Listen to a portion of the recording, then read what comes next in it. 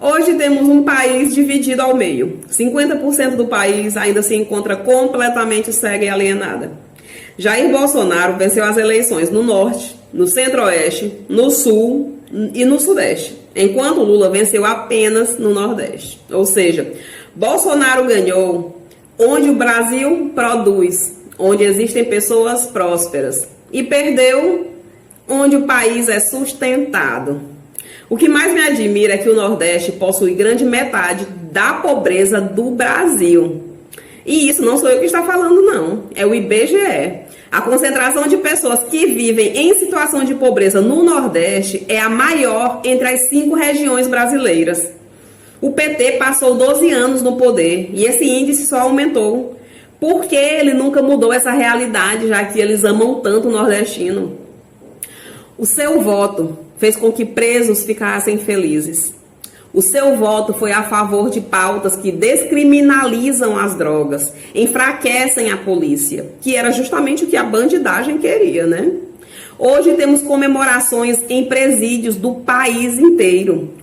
Governantes de países que estão afundados na miséria, vindo parabenizar o Lula.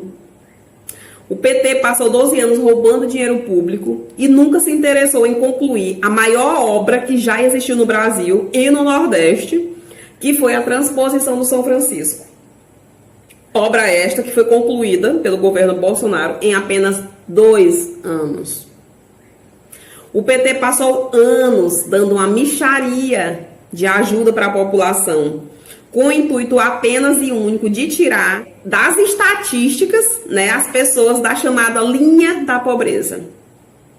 Mas, como eu já falei, eu jamais irei torcer para que as coisas deem errado no país. Até porque se der errado para um, dá errado para todo mundo, né, gente? O meu sentimento, na verdade, é de ter trocado o certo pelo duvidoso, pelo que já deu errado uma vez, né? Porque é a primeira vez no mundo que um ex-detento, condenado e descondenado é eleito presidente de um país. O Brasil sempre se superando, né, gente? Mas enfim, como diz minha mãe, agora não adianta mais choro nem vela. Então, vamos falar de futuro. O que podemos esperar para os próximos anos do nosso país? Economicamente falando, né, gente? Que eu gosto de economia, de números, de dinheiro. Bem, em um dos vídeos anteriores eu falei um pouco sobre o que pode influenciar para a economia do país, né? Eu falei também sobre o boom das commodities, que durou do ano 2000 a 2014 e fez com que o país tivesse um grande desenvolvimento econômico.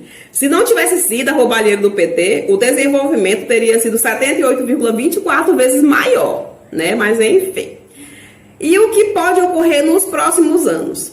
Bem, como viemos de um tempo de pandemia, né, e o mundo inteiro entrou em lockdown, os mercados ficaram fechados, principalmente os da China.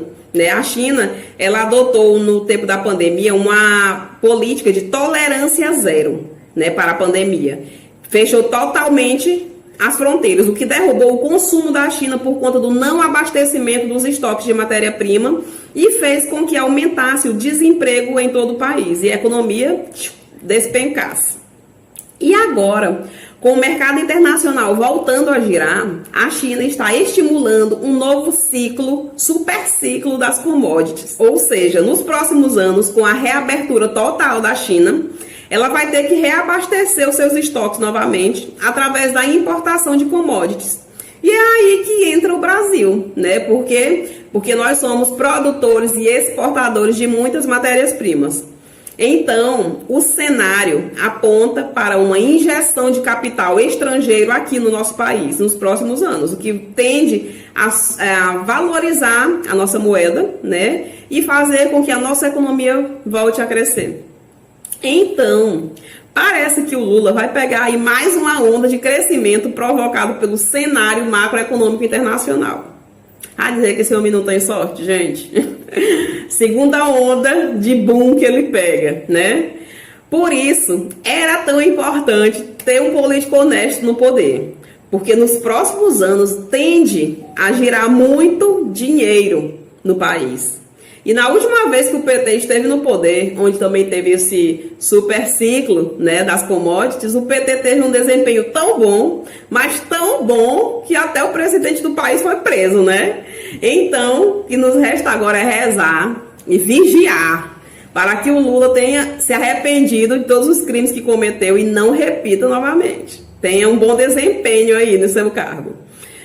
Por enquanto, ainda permanecem as incertezas sobre a agenda econômica e fiscal do presidente, né? Segue aí sendo motivo de muito suspense. Então, vamos aguardar as cenas dos próximos capítulos e ver também como se comporta a economia durante a semana. Tchau.